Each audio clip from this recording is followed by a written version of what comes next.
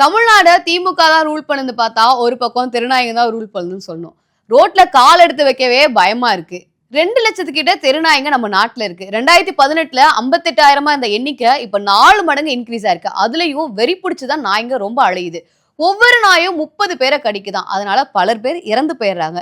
நெறைய பேருக்கு ரேபிஸ் நோயில பாதிக்கப்பட்டுறாங்க. தமிழ்நாட்டுல தெருநாய் கடியால 8,00,000க்கு மேற்பட்டவங்க பாதிக்கப்பட்டிருக்காங்க.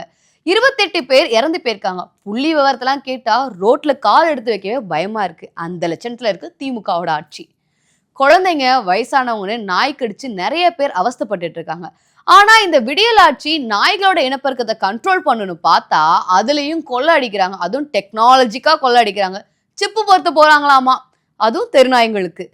5,20,00,000க்கு அவங்க நிதி கேட்டிருக்காங்க. அடேங்கப்பா! என்னடா இது நியாயம் அப்படின்னு தான் கேட்க தோணுது. ஏற்கனவே விலங்குகள் கட்டுப்பாடு தொடர்பா வழக்கு நிலுவையில இருக்கு. இப்போ தமிழ்நாடு கவர்மெண்ட் சட்டவிரோதமா இந்த டெண்டரை வேற கேட்டிருக்கு.